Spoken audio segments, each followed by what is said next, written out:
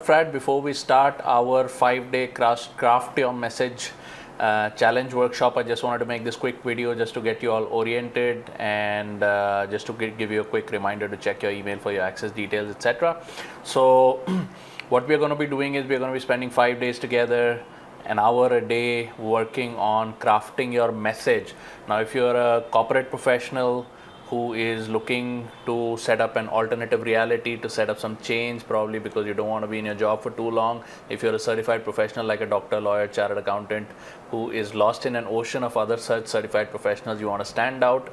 Or if you're a small business owner who wants to expand their business and you're sick and tired of being in a position where you're constantly getting hit and hurt by the different ravages of the economy, then this 5-day workshop will be very, very useful for you. Now, what is this workshop all about? This workshop is all about the power of your message. What is this message that we're talking about, and how is it going to help us, on the business front, on the business front, on the commercial front. So let me just walk you through what is the importance and why we always stress on the power of your message in the lean startup model.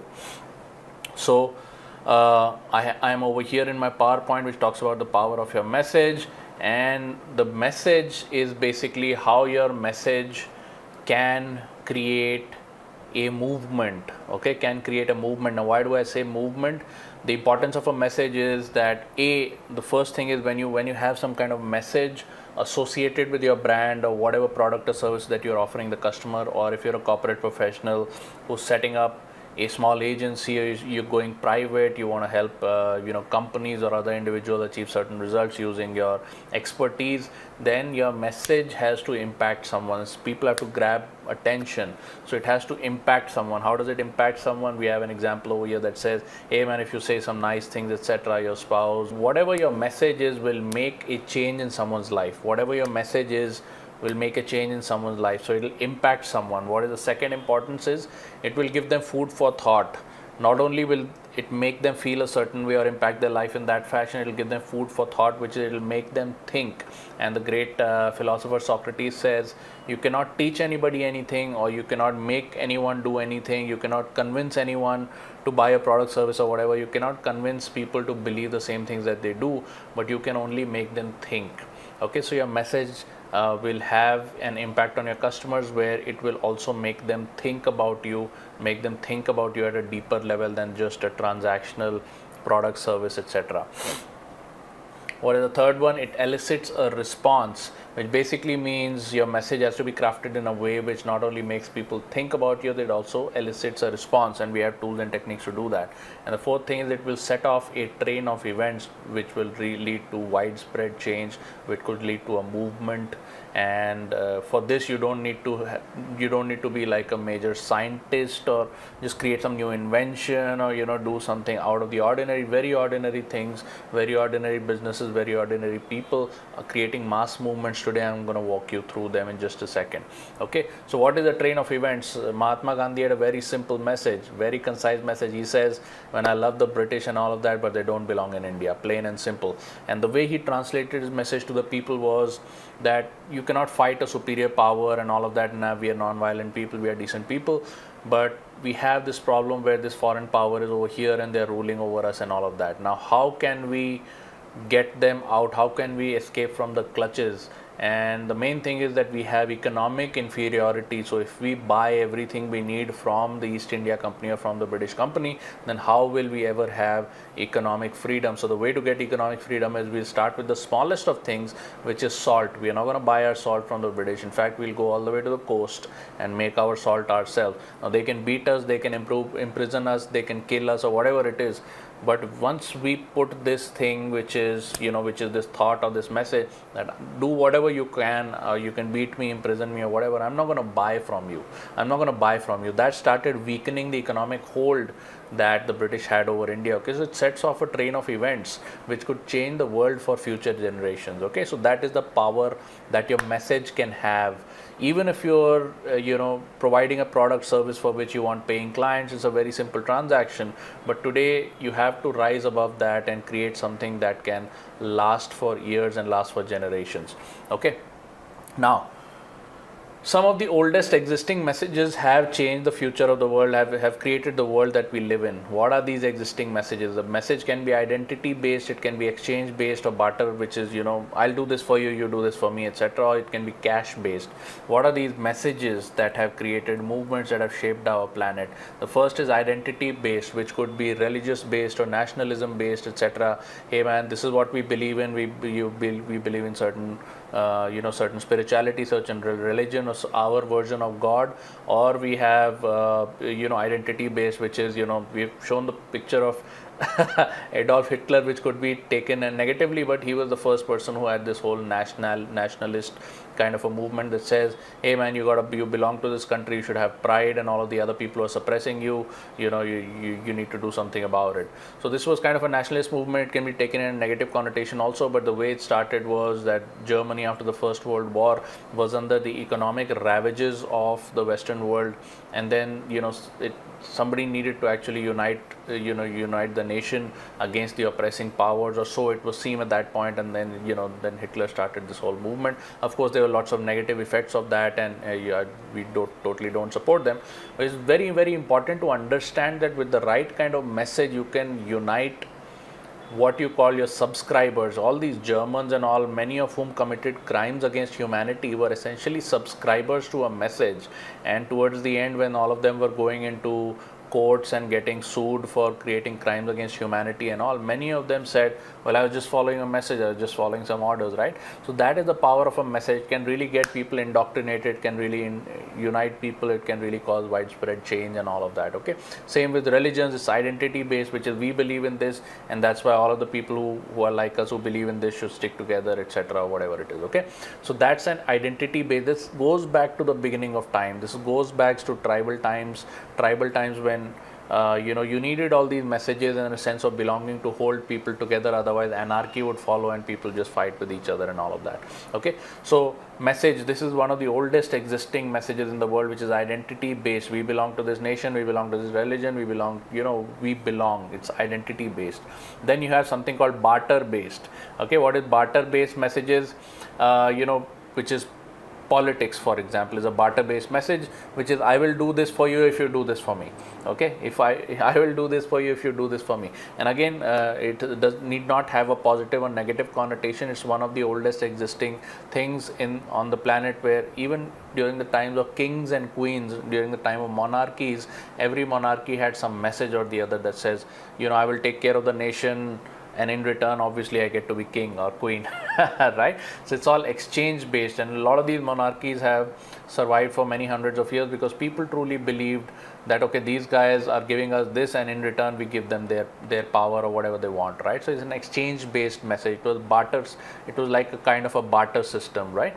And then you have cash based or capitalist system, which is somebody who can provide, let us say, labor or raw material or whatever is shown over here, who needs the money, and then somebody who has the money who needs the labor or the raw material to create a finished product. Okay, so that's how capitalism works. I'll pay you to do this work for me, and in return I'll create a product that my customer will pay me for. Okay, so that is relatively more recent, and capitalism, true cash has started with America, for example, is a truly capitalist nation.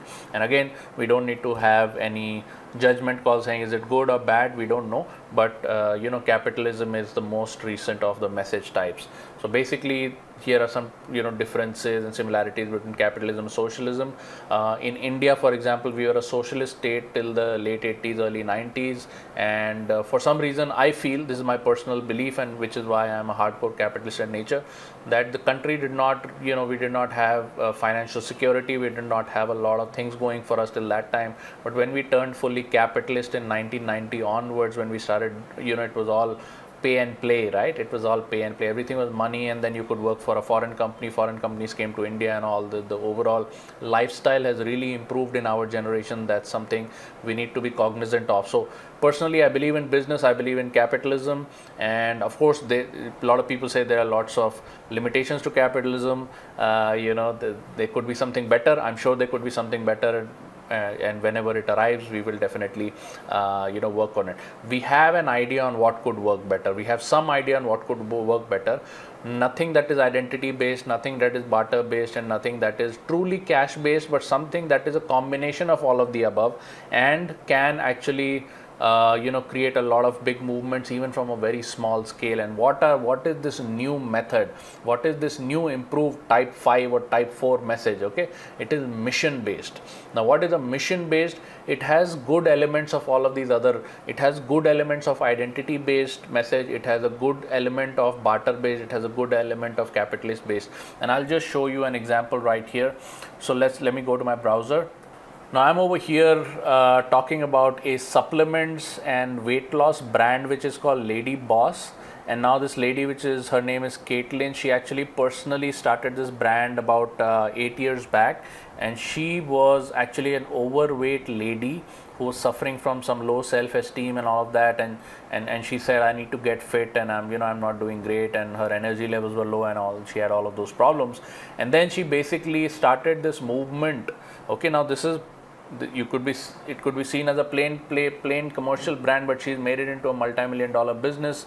How? She said she had elements of identity based, which is, I was overweight, I was facing all these troubles, and I had a very low self-esteem, and basically I took my life into my own hands and I started to get fit, and this is how I started to get fit. So that is her message, and her message includes community elements, which is, it's women's weight loss, which means she's including all of the community, which is women who have weight loss issues or weight related issues. She's including them in her continuing struggle. She's like, the message is that weight loss is a continuing struggle, right? Every day you got to wake up, you got to be disciplined, and there are going to be times when you feel like eating junk food, when you feel like missing exercise, and the day you start doing that, you start slinking back. So it's a continuing struggle, and I'm in this with you and you're in this with me. So she's made it like a community movement, and through that she has also built her brand, which is elements of capitalism over here.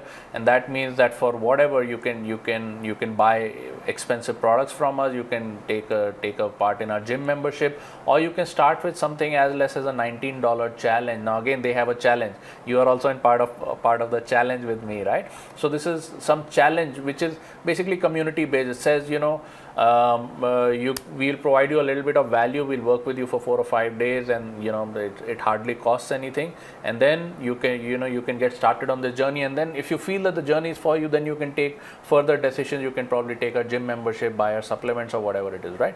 So she has something called a message based. Now see, lady boss community, gain back confidence, improve overall quality of life, change the health of the entire family tree. These are some of her messages. It's not about, hey, buy my supplement.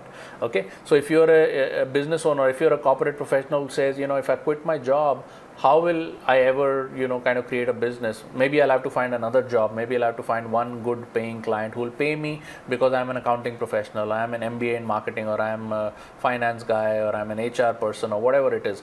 That is not your whole identity. Your identity has to come from a message that can pull from your identity, but it's not your whole identity. What is the message over here? She has literally hit a lot of raw nerves, saying gain back your confidence, which means it's not about the supplements, it's not about the weight loss. Yeah, if you do not get fit, then you will not have confidence, right?